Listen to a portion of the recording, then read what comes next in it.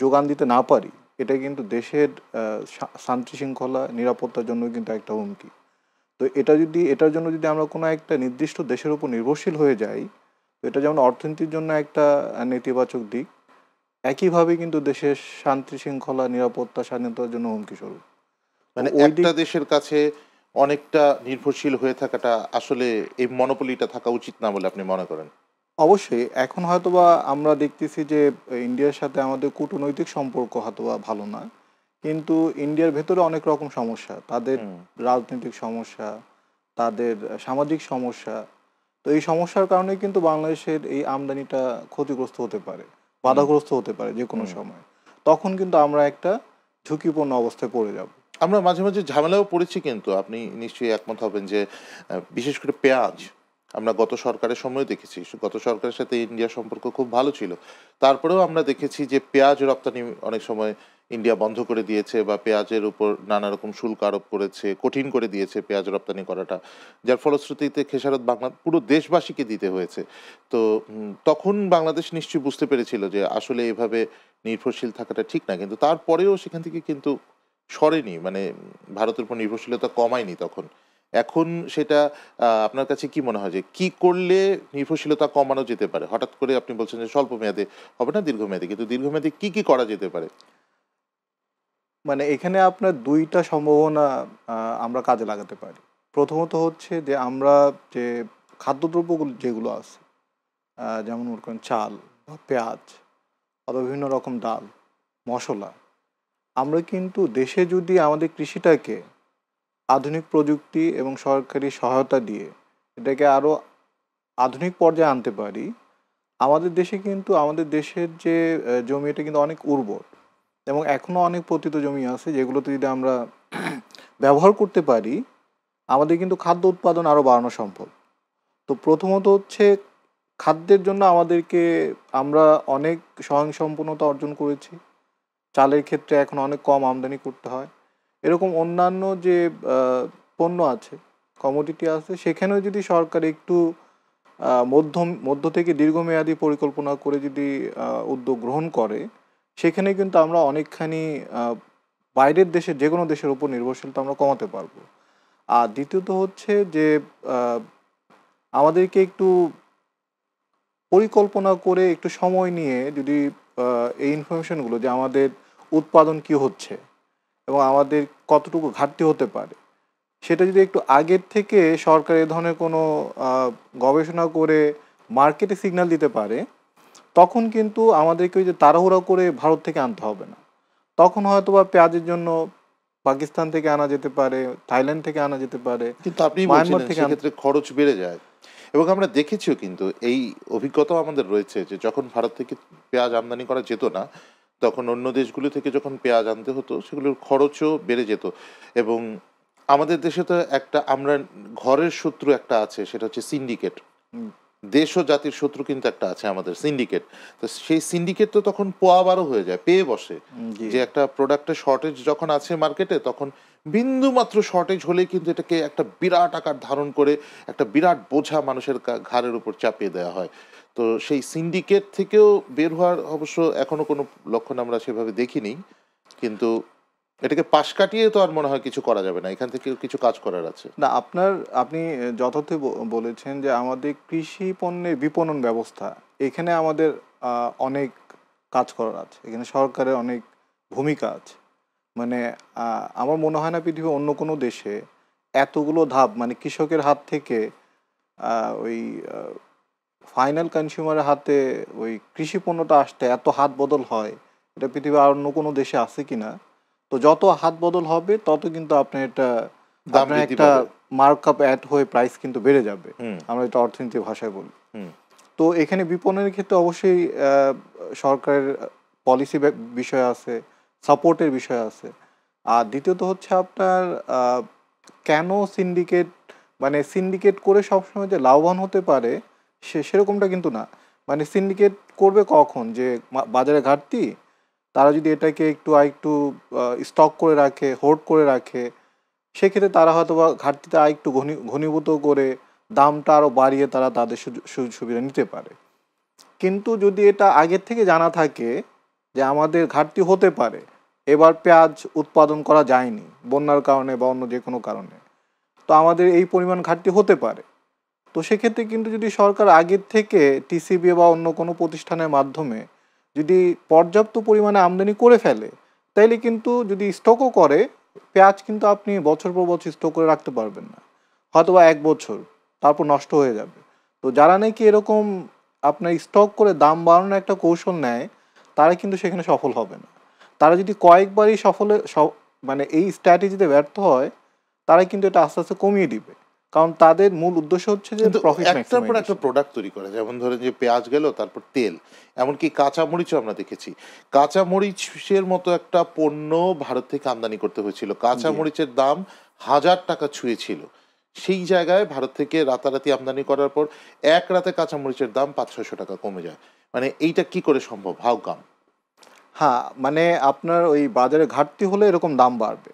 তো এই কারণে মানে মানে বাজারে ঘাটতি হলে দাম বাড়বে, ব্যাপারটা আমরা সবাই বুঝতেছি, বাট এটা কি আসলে নিয়ন্ত্রণ করা বাংলাদেশের সরকারের কোনো সরকারের পক্ষেই সম্ভব না মনে করেন? এ ধরনের সবগুলো পণ্যের জন্য আসলে করতে গেলে এটা ঠিকভাবে করতে পারবে না। তো যেটা করা যায় সেটা হচ্ছে গিয়ে প্রধান যে ৫টা বা ১০টা পণ্যকে টার্গেট করে করতে পারে।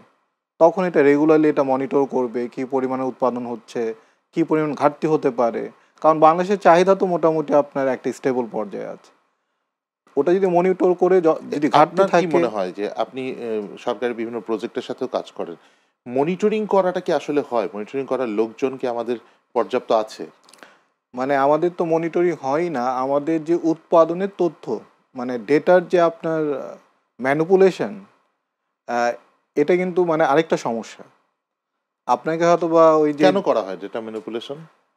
না, যেমন মনে করেন মানে মানে কি লাভ হয়? মিনিস্ট্রি অফ নকল এগ্রিকালচার, ডাটা তৈরি করে কি লাভ হচ্ছে? নকল না মানে মানে একটু বাড়ায়। একুরেট যদি না হয়, একটু বাড়িয়ে যদি বলেন, এটা তো ফেকই, এটা তো আর সত্যিকারের ডাটা না। হ্যাঁ, আপনি ওইভাবে হয়তোবা তার মিনিস্ট্রির বা তার ডিপার্টমেন্টের পারফরমেন্সটা একটু ভালো দেখানোর জন্য হয়তো করতে পারে। ভুয়া পারফরমেন্স। হ্যাঁ, সেটাই। আচ্ছা। তো হয়তো ওপর থেকে চাপও থাকতে পারে যে না তোমাকে এতটা করতে হবে। তো সে যদি না করতে পারে তাকে বাধ্য হয়ে এই ডেটা কুকিং করতে হবে, করে তাকে মাঠে না থাকলেও তাকে খাতায় দেখাইতে হবে যে এই পরিমাণ। যেমন আপনি যদি পেঁয়াজের হিসাবটা দেখেন, পেঁয়াজ নাকি প্রায় আপনার ৩৯ থেকে ৪০ লক্ষ মেট্রিক টন উৎপাদন হয়েছে। তার মধ্যে ৩০ ভাগ আমাদের নাকি অপচয় হয় বিভিন্ন পর্যায়ে। তো সেটা যদি আপনি বাদ দেন, মানে 1/3 অপচয় হয়ে যায়। 1/3 অপচয় হয়। সেখানে কিন্তু আপনার যদি আমরা আধুনিক প্রযুক্তি ব্যবহার করি, এখানে একটা কমানোর সুযোগ আছে। তো মানে বাদ দেওয়ার পর আপনি কিন্তু দেখবেন যে প্রায় ২৭ লক্ষ মেট্রিক টন থাকার কথা। বাজারের চাহিদা কিন্তু ২৮ থেকে মানে ২৮ আমরা ২৮। নিজের আসলে স্বয়ংসম্পূর্ণই হওয়ার কথা। মানে তাদের তথ্য মোতাবেক আমরা কিন্তু অলমোস্ট মানে বাজারে ওইভাবে ঘাটতি থাকার কথা না। হুম। আপনার হয়তো বা ৪-৫% ঘাটতি থাকবে। কিন্তু সেটার জন্য তো মানে দামটা এত বাড়ার কথা না। কিন্তু বাস্তবে যদি দেখেন, পেঁয়াজের কথায় যেহেতু আসছে, বাজারে যদি আমরা যাই, বাস্তবে যদি দেখেন, দেখবেন যে দেশি পেঁয়াজের পরিমাণই কম। বাজারগুলোতে যে বিক্রি হচ্ছে, আমদানি করা পেঁয়াজের পরিমাণে বেশি বিভিন্ন দোকানে, এবং সেটার যেহেতু অপেক্ষাকৃত দাম ৳৫ ৳১০ কম, গ্রাহকরা ওটা কিনছে। এই সঠিক তথ্যের অভাবের কারণে কিন্তু আপনার পলিসি যেটা নিবে সেই পলিসিটাও সঠিক হয় না, এবং পলিসিটা যখন নেওয়া দরকার তখনই কিন্তু নেওয়া যায় না। তো আমাদের এই তথ্যগুলো আমরা যদি এই কিছু প্রধান পণ্যের আহ, মূল্য স্তরটাকে নিয়ন্ত্রণে রাখতে চাই, আমাদের কিন্তু উৎপাদনের তথ্য, চাহিদা হয়তো আমাদের প্রতি বছর পরিবর্তন হবে না, হয়তো বা খানিকটা বাড়বে, হুম। কিন্তু উৎপাদনের সঠিক তথ্য কিন্তু আমাদের লাগবে। হুম। সেটা যদি না থাকে তখন কিন্তু আপনার এই যে জনমনে এরকম মানে সামান্য ঘাটতির কারণে এক ধরনের আহ, অনিশ্চয়তা তৈরি হয়।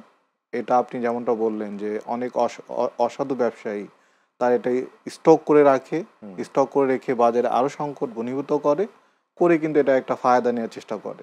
এটা এক একবার এক এক পণ্যে হয়, এক এক পণ্যে হওয়ার কারণও আছে। কারণ এবার যেহেতু পেঁয়াজের দাম বেশি, মানে আমাদের অর্থনীতি তথ্যই বলে কৃষি পণ্য যেগুলো নাকি আপনি দীর্ঘদিন স্টোর করে রাখতে পারেন না, সেগুলো ১ বছর যদি দাম অনেক বেশি থাকে তখন কিন্তু ওই পণ্যটা কৃষকরা অনেক বেশি উৎপাদন করে, যেটা নাকি উৎসাহিত বেশি হয়, দাম পাবো। বেশি দামের আশায় তারা কিন্তু এখন অনেক বেশি পেঁয়াজ হয়তোবা বপন করবে, চাষ করবে, উৎপাদন করবে, যেটা নাকি আমাদের পরবর্তী বছর এটা বা পরবর্তী সিজনে এটা মার্কেটে আসবে।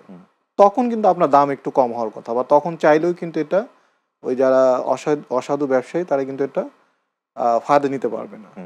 তো কৃষি পণ্যের ক্ষেত্রে কিন্তু এই ধরনের একটা আপনার সিজনালিটি থাকে। তো সরকারকে যখন পলিসি নিতে হবে, যদি এটা কন্ট্রোলে রাখতে হয়, এই সিজনালিটিও কিন্তু মাথায় রাখতে হবে। এবং আপনার মানে একেবারে সবসময় এই দামগুলো ফিক্স করে রাখা এটাও কিন্তু ঠিক না। আপনি দেখেন ডিমের দাম কিন্তু মোটামুটি স্টেবল ছিল। ডিমও আমদানি করতে হয়েছিল ইন্ডিয়া থেকে। মানে দেখেন, ওই যে পণ্যটা নিয়েই আমরা কথা বলি না কেন, ওটা যখনই সিন্ডিকেটে একটা আঘাত করে বা কোনো একটা ঝামেলা তৈরি হয়, ওটা নিয়ে, এটা শর্টেজ নিয়ে কোনো একটা অস্থিরতা তৈরি হয়, তখনই আমাদের ভারত থেকে কিছু করতে হয়েছিল। তো আমরা যদি আবার ভারতের গল্পটায় ফিরে আসি, যে তার মানে আলটিমেটলি আমরা সলিউশন খুঁজেছিলাম ভারতের কাছ থেকে, মানে এই প্রোডাক্ট কমোডিটি ট্রেডের সলিউশন।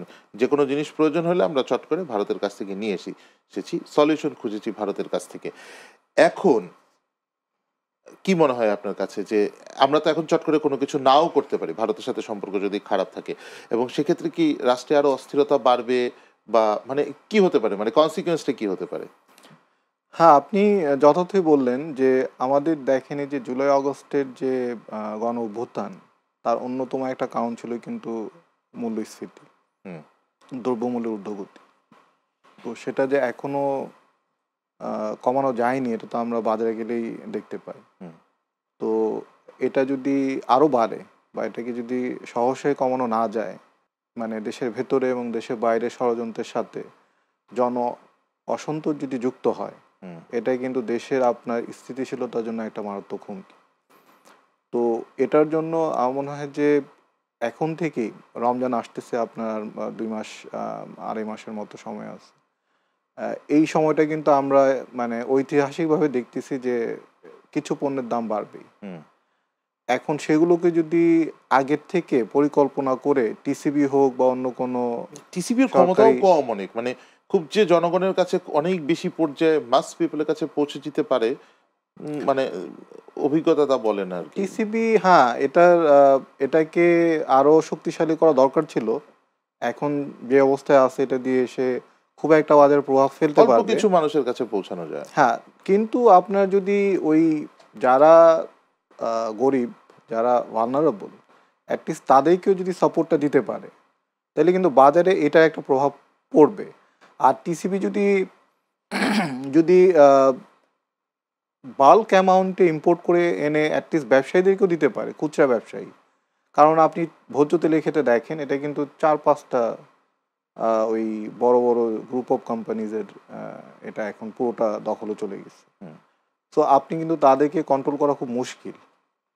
আপনি একটা কোম্পানি যদি 30-20% মার্কেট শেয়ার থাকে, তারা যদি কোনো কারণে বলে যে না আমি করব না, তাইলে কিন্তু আপনার মার্কেটে প্যানিক শুরু হয়ে যাবে। হুম তো সেটার জন্য কিন্তু আপনার একটা কাউন্টার কোনো মেজার থাকতে হবে বাজারে, যাতে করে সে যদি বলে যে আমি করব না, তাকে যাতে মার্কেট মেকানিজমের ভেতর থেকে পানিশ করা যায়। আচ্ছা, আপনি যদি সেটা কিরকম? আপনি যদি টিসিবির মাধ্যমে আমদানি করে খুচরা ব্যবসায়ীদেরকে দিয়ে দেন, হুম টিসিবিকে বিপণন করতে হবে নেসেসারি না।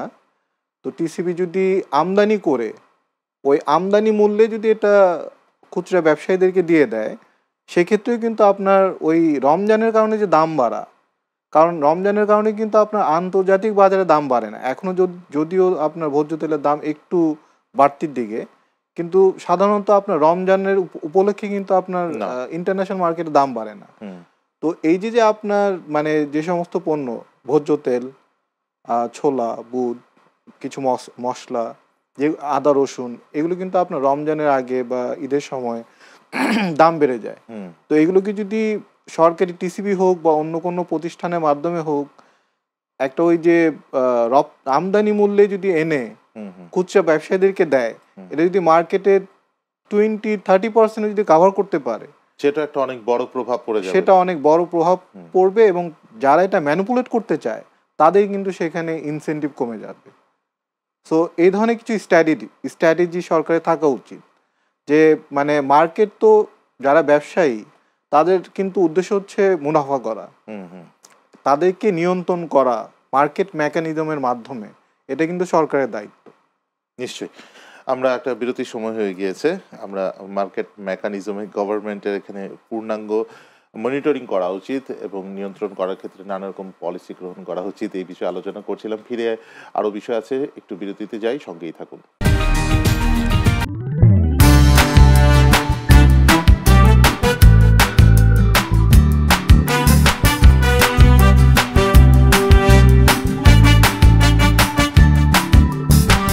আবারও স্বাগত জানাই অর্থনীতির কথা অনুষ্ঠানে।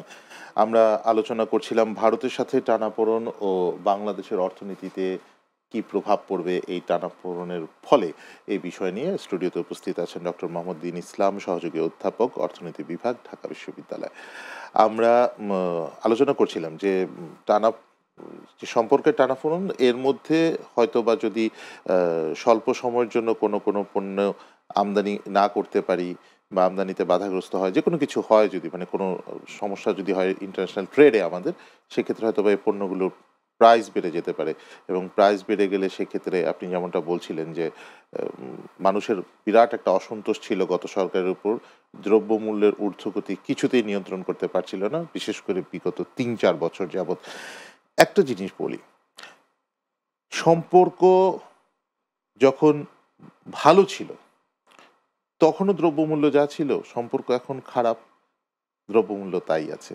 মানে দ্রব্যমূল্যের ঊর্ধ্বগতিটাকে আসলে কেন নিয়ন্ত্রণ করা গেল না? যেমনটা বলা হচ্ছিল যে বিভিন্ন জায়গায় চাঁদা নেওয়া হয়, সিন্ডিকেটের কারণে পারা যায় না। তারপরে আপনার এখান থেকে টাকা পাচার করা হয়, ইত্যাদি নানা রকম রিলেটিভ অনেকগুলো ইস্যু আছে, যেই টাকাগুলো আসলে জনগণকেই ভোগ করতে হয়, জনগণের উপর দিয়েই যায়, দুর্ভোগটা জনগণকে নিতে হয়। কিন্তু এখন তো অনেক কিছু পরিষ্কার হয়ে গেছে। এখনো কেন কোনো কিছুর দাম কমছে না? মানে জনগণের উপর কেন এখন এটার সুফলটা পড়ছে না? জি, আপনি যেই বিষয়গুলো বললেন, সেগুলো মূল্যস্তরকে বাড়ানোর ক্ষেত্রে একটা ভূমিকা রাখে। যেমন আপনি চাঁদাবাজির কথা বললেন, সিন্ডিকেটের কথা বললেন। কিন্তু এগুলো তো আগেও ছিল। এগুলো এরকম না যে ২০ বছর আগে ছিল না বা ১০ বছর আগে ছিল না বা ৩০ বছর আগে ছিল না। কিন্তু এগুলো এগুলো দিয়ে কিন্তু আপনি এই যে প্রতিনিয়ত আমরা যে মূল্যস্ফীতি দেখছি, সেগুলো ব্যাখ্যা করা খুব কঠিন। মানে এগুলোর কারণে যতটুকু বাড়ে ততটুকু তো কমার কথা ছিল। যে প্রোডাক্টটার প্রাইস ধরেন এগুলোর কারণে কেজিতে ২০ টাকা বাড়লো, ৭০ টাকা হচ্ছে, এটার প্রাইস আসলে হওয়া উচিত ৫০ টাকা। কৃষক এটা বিক্রি করে ২৫ টাকায়, আমরা কিনতেছি ৭০ টাকায়। কিন্তু এটা ৫০ টাকা হইলে হয়তোবা মাঝখানে যে ৩-৪টা ৭-৮টা হাত বদল হয়, সেটা না হয় এভারেজে হয়ে যেত। কিন্তু তাও তো হচ্ছে না। এটা আ আপনার ওই যে ৫ই আগস্টের পরে অল্প কয়েকদিন মানে কিছুটা দাম কমেছিল। যদি আপনি ওই সময়টা আমি আমার নিজের ব্যক্তিগত অভিজ্ঞতার আলোকে বলি। কিন্তু আসলে বাংলাদেশের যেই সিস্টেমটা দীর্ঘ ২-৩ দশক ধরে গড়ে উঠেছে, এটা গত যে রিজিম ছিল তারা হয়তো এটা এক্সপ্লয়েট করেছে। কিন্তু এটা এর আগে সরকারগুলোও কিন্তু করেছে। ওই ভ্যাকুয়ামটা কিন্তু কখনো ভ্যাকুয়াম থাকে না। কেউ না কেউ এসে সেটা পূরণ করে ফেলতেছে। সেটা হয়তোবা আওয়ামী লীগ না অন্য কেউ। আ তো সেটা এই সরকার যে খুব ভালোভাবে সেগুলোর প্রতিকার করতে পেরেছে এখনো পর্যন্ত, সেরকমটা আমার কাছে মনে হয় না। তো ওই যে মূল্যস্তর একটা কমার যে একটা কথা, যে আপনার চাঁদাবাজির জন্য বা অন্যান্য যে মার্কেট ম্যানিপুলেশন এর জন্য, সেটা কিন্তু আমরা দেখি নাই। এবং সেটা কিন্তু দেখার জন্য একটা শক্তিশালী সরকার দরকার। যার একটা শক্তিশালী গোয়েন্দা বাহিনী থাকবে, একটা শক্তিশালী পুলিশ বাহিনী থাকবে, যারা নাকি জনগণের জন্য কাজ করবে। এখন সেটা যদি না হয় তাহলে ওই বিষয়গুলো কিন্তু থাকবেই। কিন্তু তারপরও এই বিষয়গুলো থাকবে, কিন্তু আমরা যে এখন যে মূল্যস্ফীতি দেখছি, এর অন্যতম কারণ কিন্তু হচ্ছে যে আপনার কোনো বাদ বিচার না চিন্তা করে বিগত সরকার কিন্তু আপনার মানে টাকা ছাপিয়ে গিয়েছে। হুম। সো দেখা গেল যে আপনার ৬টা-১০টা ব্যাংক থেকে নামে বেনামে হাজার হাজার কোটি টাকা ঋণ দেওয়া হয়েছে। তারা এই টাকাটা নিয়ে তারা ডলারে কনভার্ট করে, যেমন মানি লন্ডারিং করা হয়েছে। হুম। এটার একটা ইম্প্যাক্ট আপনার আমাদের ফরেন কারেন্সি রিজার্ভের উপর হুম। পড়েছে। আর দ্বিতীয়ত হচ্ছে যে এই যে তারা টাকাটা মানে তারা তো ব্যাংক থেকে যখন মানে লোনটা নিল, এটা কিন্তু আপনার ওই জনগণের ডিপোজিট। হুম। তাদের টাকাটা কিন্তু ব্যাংকের কাছে ব্যাংকের জন্য দেনা রয়ে গেল। হুম। ব্যাংক কিন্তু ওই দেনাটা পরিশোধ করতে পারেনি। তখনও হুম। পারেনি, এখনো পারতেছে না, যে আপনার হুম। প্রবলেম ব্যাংকগুলো। তো সেই প্রবলেম ব্যাংকগুলোর জন্য কিন্তু বাংলাদেশ ব্যাংক আপনার ওই বিগত সরকারের আমলেও টাকা প্রিন্ট করেছে, সেটা জনগণকে না জানিয়ে। এখন অবশ্য করা হচ্ছে, কারণ ক্রাইসিসটা যদি না যায় তাহলে এটা আরেক মানে অন্যরকম, এটা একটা এখন যে 22,500 কোটি টাকা ছাড়া হয়েছে সেটা বলা হয়েছে আবার বন্ড ইস্যু করা হবে, করে টাকাটা আবার তুলে নেওয়া হবে। মানে এই টাকাটার জন্য এমন না যে এই টাকাটা বাজারে আসার কারণে মানুষের হাতে টাকা বেড়ে গেছে, যার কারণে মানে মূল্যস্ফীতি বা মুদ্রাস্ফীতি থেকে মূল্যস্ফীতি আপনি যদি ব্যাপারটা এভাবে রিলেট করেন। কিন্তু ব্যাপারটা আসলে তো মনে হয় এই টাকা সব ব্যাংকে যাচ্ছেও না। প্রবলেম ব্যাংকে যাদের অ্যাকচুয়াল মানিটা যারা তোলার দরকার সেই মানিটা হয়তো বা আগে 5,000 পাচ্ছিল কয়েকদিন আগে, এখন 20,000 পাবেন। এই জায়গাতে হয়তো বা উনি এমন না যে ওনার হাতে খুব স্ফীত টাকা চলে আসছে সেটা উনি বেশি দামে পারচেস করবেন, মানে সেই থিমটা এখানে কাজ করবে আপনার কি মনে হয়? না মানে আমাদের অর্থনীতিতে একটা মুদ্রা যোগান আছে। হুম তো ওটার ওটার ওপরে যদি আপনি আরো মুদ্রা আহ, ছাপিয়ে আপনি যদি অর্থনীতিতে ইকোনমিতে পুশ করেন, এটা কিন্তু মুদ্রা যোগান বাড়বে। হুম এবং মুদ্রার যোগান যদি বাড়ে আর আমাদের যদি ওই উৎপাদন একই পর্যায়ে থাকে, হুম তাইলে কিন্তু আপনার ওই সেম মানে মুদ্রার যোগানটা বেড়েছে, ঠিক আছে, জি মুদ্রার যোগান আছে, কিন্তু আমরা এই মুহূর্তে দেখতে পাচ্ছিলাম বিশেষ কিছু দিনে মুদ্রার যোগানের মধ্যে একটা লিকেজও তো ছিল, মানে বেসিক্যালি যোগান যে ছিল থিওরিতে তো আর পাচারটাকে ইনক্লুড করা নাই মনে হয়। না, পাচার পাচারটা কিন্তু তো টাকা হয়নি। পাচার কিন্তু হচ্ছে আপনার ডলার বা ফরেন কারেন্সি। হুম টাকা কিন্তু বাংলাদেশের ভেতরে রয়ে গেছে। হুম আর বাংলাদেশের ভেতরে যত বেশি টাকা থাকবে তত বেশি কিন্তু আপনার মূল্যস্ফীতি, হুম মুদ্রাস্ফীতির থেকে মূল্যস্ফীতি হবে। হুম সো আপনার মানে ওই যে আগে যেভাবে প্রিন্ট করে মুদ্রা যোগানকে বাড়ানো হয়েছে, এটা যদিও বর্তমান গভর্নর বলেছিলেন যে উনি প্রিন্ট করবেন না, কিন্তু আসলে বাধ্য যদি হয়েছেন করতে। হ্যাঁ বাধ্য হয়েছেন। কারণ আপনার ওই যে প্রবলেম ব্যাংকগুলোকে যদি মানে এভাবে আরো বেশি প্রবলেমের মধ্যে পড়ে, এটা কিন্তু আবার আপনার অন্য ব্যাংকের ওপর, শেয়ার মার্কেটের ওপর এবং ওভারঅল পুরো ইকোনমি, সোসাইটির উপরই একটা পুরো একটা ইম্প্যাক্ট পড়ে যেত। আপনার ম্যাক্রো ইকোনমির জন্য একটা কিন্তু আপনার আরো বিভিন্ন রকম নেতিবাচক প্রভাব পড়বে। তো ওইটার কথা চিন্তা করে আমরা কিন্তু এই পলিসিটা যে একেবারে ব্যাড পলিসি আমরা এটা বলতে পারবো না, কিন্তু এটার একটা তো ইম্প্যাক্ট থাকবে। হুম সেটা আমরা মূল্যস্ফীতিতে দেখবো। হুম অথবা এখন 22,000 বা 25,000 যেই পরিমাণ টাকাই ছাপানো হোক, হুম এটাই কিন্তু খানিকটা আপনার 3 মাস 6 মাসের মধ্যে খানিকটা এটা প্রভাব আসবে। যদিও বাংলাদেশ ব্যাংক বলেছে যে তারা বন্ডের মাধ্যমে এটা তুলে নিবে, হুম কিন্তু আসলে বন্ড তো এটা ভলেন্টারিলি মানে কিনবে হুম হয়তোবা কোনো ব্যক্তি বা কোনো প্রতিষ্ঠান বা ব্যাংক। হুম যদি এই টাকাটা তুলতে না পারে, হুম তাহলে এইটাই কিন্তু একটা ইনফ্লেশনারি প্রেশার থাকবে ইকোনমিতে। কিন্তু এই সরকার আরেকটা ভালো দিক যেটা, সেটা হচ্ছে যে শুধুমাত্র আপনার সংকোচনমূলক মুদ্রানীতি না, এর সাথে কিন্তু আপনার সংকোচনমূলক যে রাজস্ব নীতি, এটাকে কিন্তু একটা সমন্বয় করার চেষ্টা করা হচ্ছে। আচ্ছা যেমন আপনার আমরা শুনতে পাচ্ছি যে বাজেটটাকে কাট করা হবে, আচ্ছা, প্রায় 50,000 কোটি টাকার মতো নাকি কাট করা হবে। মানে আমরা বিভিন্ন ডেভেলপমেন্টে যে বাজেটগুলো ছিল সেখান থেকে কাট করা হবে নাকি? জি মানে আমাদের তো এখনো যে এডিপি যেটা হুম অ্যানুয়াল ডেভেলপমেন্ট প্রোগ্রাম, সেখানে মনে হয় বাস্তবায়ন খুবই কম হয়েছে হুম এই প্রথম 6 মাসে। 6 মাস প্রায় হয়ে আসতেছে। তো সেটা আসলে পুরোটা আপনার বাস্তবায়ন করতেও পারবে না। হুম তো সেখান থেকে হয়তোবা বাজেট কাট হবে। হুম তো আমার কাছে যেটা মনে হয় যে এই ধরনের মানে বাজেট না রেখে হুম যেগুলো আসলে কমপ্লিট করা যায় এবং যেগুলো হচ্ছে গিয়ে আপনার রিটার্নটা অনেক হাই, এই ধরনের প্রজেক্টকে এক্সপেডাইট করে দ্রুত গতিতে সম্পন্ন করা। আর যেগুলোতে যেমন আপনার মানে কোন এমন কি প্রজেক্ট আছে যে দ্রুত গতিতে সম্পন্ন করলে রিটার্ন ভালো পাওয়া যায়? মানে আপনার অর্থনীতিতে আপনার যে এনার্জি সেক্টরের যে প্রজেক্টগুলো আছে, আচ্ছা ইলেকট্রিসিটি অথবা হচ্ছে গিয়ে আপনার আহ, আহ, গ্যাস বা এই রিলেটেড যেগুলো আছে, এই রিলেটেড যে প্রজেক্টগুলো আছে, সেগুলো কিন্তু তাড়াতাড়ি আপনার শেষ করা, কারণ এখন তো শীতকাল, এখনও আপনার লোডশেডিং হচ্ছে এখন। না, ইলেকট্রিসিটি প্রোডাকশন, ইলেকট্রিসিটি তো আমরা কুলাতে পারছিলাম দেখে ওই আবারও ভারতের প্রসঙ্গ চলে আসছে, জি যে ভারত থেকে আমদানি করা হচ্ছিল, সেখানে দেখলাম আমরা প্রায় $1 বিলিয়ন আমাদের বকেয়া রয়ে গেছে। হুম তারপরে আপনার জ্বালানি খাতে আপনি বলছিলেন যে ভারতের উপর আমাদের নির্ভরশীলতা রয়েছে। তো এই জায়গাগুলোতে মানে চট করে কিভাবে পরিবর্তন, মানে সেটা যদি একটু ব্যাখ্যা করেন। কিছু প্রজেক্ট আছে যেটা আপনার আহ, হয়তোবা এই অর্থ বছরে হবে না, কিন্তু হয়তোবা এটা একটু যদি আহ, একটু গভর্নমেন্ট পুশ করে হয়তোবা পরবর্তী অর্থ বছরে হবে।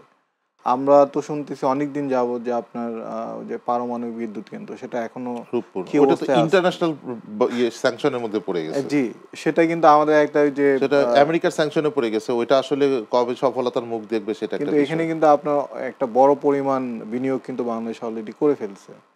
তো এইগুলোকে একটু আবার রিভালুয়েট করা যে আসলে এখানে বিদ্যুৎ কেন্দ্র আরো একটা আছে, আপনি বিদ্যুৎ কেন্দ্র বলাতে মনে পড়েছে, কথার মাঝখানে ঢুকে গেলাম, ওই রামপাল বিদ্যুৎ কেন্দ্র। রামপাল তো ইন্ডিয়ার। হ্যাঁ, ওই যেটা কয়লা ভিত্তিক হ্যাঁ, যেটা। হ্যাঁ, হ্যাঁ, এবং মানে ইন্ডিয়া থেকে কয়লা আসার কথা, ওখানে বিদ্যুৎ প্রোডাকশন হওয়ার কথা, মানে এই জায়গাটাতে ওই যে আপনার ভারতের নির্ভরশীলতা কিন্তু থেকেই যাচ্ছে। আপনি মানে কোটি কোটি টাকা খরচ করে একটা বিদ্যুৎ কেন্দ্র করলেন, কিন্তু সেটা কাঁচামালের জন্য আপনি পুরোপুরি ভারতের উপর নির্ভরশীল থাকলেন। তো এরকম যদি নির্ভরশীল প্রজেক্ট হয়, সেটা কিন্তু অনেক আপনার ঝুঁকিপূর্ণ। যে কোনো কারণে এটা ভারত দিতে পারলো না, এটা কূটনৈতিক সমস্যার কারণে হোক, তার আভ্যন্তরীণ কোনো কারণে হোক, তো সেক্ষেত্রে কিন্তু আমাদের বিনিয়োগটা পুরোটা মানে এটা রিটার্নটা অলমোস্ট জিরো হয়ে যায়। এবং শুধু আমাদের বিনিয়োগ না, ভারতেরও তো অনেক বিনিয়োগ রয়েছে আমাদের নানা রকম প্রজেক্টে, সেটাও তো একটা ঝুঁকির মুখে পড়ছে নিশ্চয়ই। হ্যাঁ, ভারত তো আসলে বড় একটা অর্থনীতি এবং আমাদের প্রতিবেশী। আমরা কিন্তু চাইলেই ভারতের উপর নির্ভরশীলতা একেবারে আমরা মানে বের হতে পারবো না। কিন্তু আমাদের একটা সম্মানজনক প্রতিবেশী সুলভ একটা অবস্থান আমাদেরকে তৈরি করতে হবে। এবং আমাদের জন্য ভারত যতটা গুরুত্বপূর্ণ, ভারতের জন্য কিন্তু আমরা অনেক বেশি গুরুত্বপূর্ণ। আপনি যদি দেখেন যে গত অর্থ বছরে ইন্ডিয়া আমাদের এখানে রপ্তানি করেছে প্রায় 14 বিলিয়ন ইউএস ডলারের মতো। সেখানে বাংলাদেশের রপ্তানি ইন্ডিয়াতে 2 বিলিয়নের চেয়ে কম। এবং ইন্ডিয়া বাংলাদেশের যে যারা মানে মেডিকেল ট্যুরিজম, ইন্ডিয়া কান্ট্রিটা ফেমাস মেডিকেল ট্যুরিজমের জন্য, এবং সেখানে 50-60% যে মেডিকেল ট্যুরিস্ট তারা কিন্তু বাংলাদেশি। এবং আপনি যদি ওই মেডিকেল ট্যুরিজম প্লাস হচ্ছে অন্য এন্টারটেনমেন্ট পারপাসে যে ট্যুরিজম এটাকে অ্যাড করেন, সেক্ষেত্রে কিন্তু প্রতি 5 জনে একজন হচ্ছে বাংলাদেশি ইন্ডিয়া ট্যুরিস্ট। আচ্ছা, 20%, 20-25%। আচ্ছা, মানে হয়তো 22-23 এরকম বলা হয়। এবং সেখান থেকে কিন্তু ইন্ডিয়ার প্রায় আপনার 8 থেকে 10 কোটি রুপি ইনকাম করতেছে। 8 থেকে 10,000 কোটি রুপি ইনকাম করতেছে।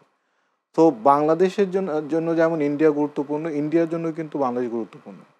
এরকম না যে মানে আমরা সম্ভবত ইন্ডিয়ার কিছু স্টেট যেমন আপনার পশ্চিমবঙ্গ অথবা হচ্ছে গিয়ে ওই নর্থ ইস্ট যে 7 স্টেট আছে, এগুলোতে বাংলাদেশ যতটা কন্ট্রিবিউট করে তাদের লোকাল ইকোনমিতে, অন্য কোনো স্টেট ইন্ডিয়ার কতটা কন্ট্রিবিউট করে কিনা আমার সন্দেহ আছে। সো ওই আমাদের পার্শ্ববর্তী ইন্ডিয়ান যে স্টেটগুলো আছে তাদের ইকোনমির জন্য কিন্তু বাংলাদেশ অনেক গুরুত্বপূর্ণ। এটা কিন্তু ইন্ডিয়া বুঝতে পারে, বোঝে। এই কারণে কিন্তু দেখেন বাণিজ্যের ক্ষেত্রে কিন্তু এখন ওইভাবে প্রভাব পড়ে নেই। আপনি ওই বাণিজ্যটা কিন্তু এখনো স্বাভাবিক পর্যায়ে আছে। এবং এই বাণিজ্যটা যাতে আরো বেশি ন্যায্যতার ভিত্তিতে হয়, এটা এখন আমাদেরকে নিশ্চিত করতে হবে। বাংলাদেশের জনগণের কাছে কিন্তু বরাবরই একটা বিষয়, একটা দাবি ছিল যে হ্যাঁ, ভারতের সাথে অবশ্যই আমরা সুসম্পর্ক রাখবো, মানে আমি জনগণের কথা যদি বলি, তবে আমরা জনগণ বরাবরই মনে করতাম যে আমরা বঞ্চিত হচ্ছি, আমাদের যতটুকু পাওনা তা আমরা পাচ্ছি না, ভারত আমাদের কাছ থেকে সুবিধা নিয়ে যাচ্ছে, আমরা ভারতের কাছ থেকে তেমন কোনো সুবিধা নিতে পারছি না। জনগণের এই পারসেপশনটা কি আসলেই, আপনি কি মনে করেন, মানে আমরা কি আসলেই তাই সেই অবস্থানে আছি? এই ধারণা তো আসলে অমূলক না। আপনি যদি মানে সবচেয়ে মূল্যবান সম্পদ কি পৃথিবীতে আপনি যদি বলেন, সেটা হচ্ছে গিয়ে মিঠা পানি।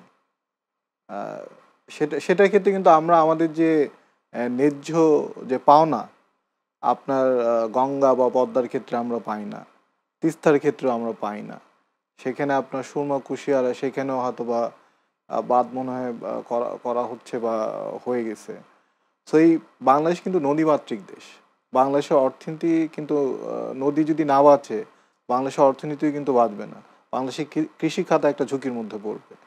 এবং এত বৃহৎ জনসংখ্যার দেশ, কৃষিখাত যদি সংখ্যার মধ্যে পড়ে, সেক্ষেত্রে কিন্তু এখানে আপনি আইন শৃঙ্খলা পরিস্থিতি বলেন, অর্থনীতি বলেন, কোনো কিছু কিন্তু আপনি ঠেকিয়ে রাখতে পারবেন না। তো এই যে পানির ন্যায্য হিস্যা, এবং পানির ন্যায্য হিস্যার সাথে কিন্তু আপনার অর্থনীতি অনেক বেশি জড়িত। এটার সাথে বিগত সরকারের আমলে আবার মানে এটা আপনার ঐতিহাসিকভাবে ছিল, এটার সাথে যুক্ত হয়েছে আবার আপনার যে বাংলাদেশের দিয়ে করিডোর দেয়া, মানে ট্রানজিট ট্রান্সশিপমেন্ট, ব্যবহার করা হয়। ট্রানজিট হয়তো দেন, ট্রান্সশিপমেন্ট। হুম, আপনার বাংলাদেশে কিন্তু একটা ভালো মার্কেট আছে আপনার নর্থ ইস্ট ইন্ডিয়াতে। হুম, বাংলাদেশে অনেক মানে পণ্য এখান থেকে যায় নর্থ ইস্ট ইন্ডিয়াতে। কিন্তু বিগত সরকারের আমলে একটা পদক্ষেপ ছিল যে তারা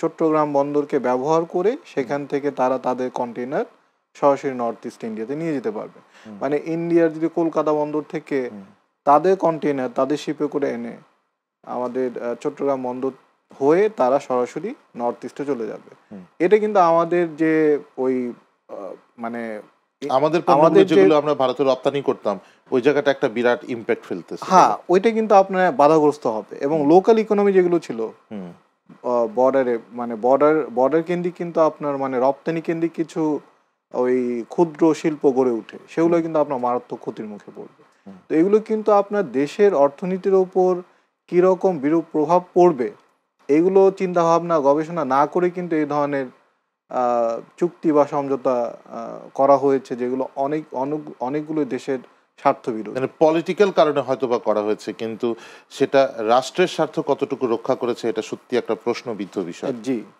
তো এইসবের কারণে যে ধারণা, এগুলো কিন্তু আরো লোকজনের মনে বদ্ধমূল হয়েছে।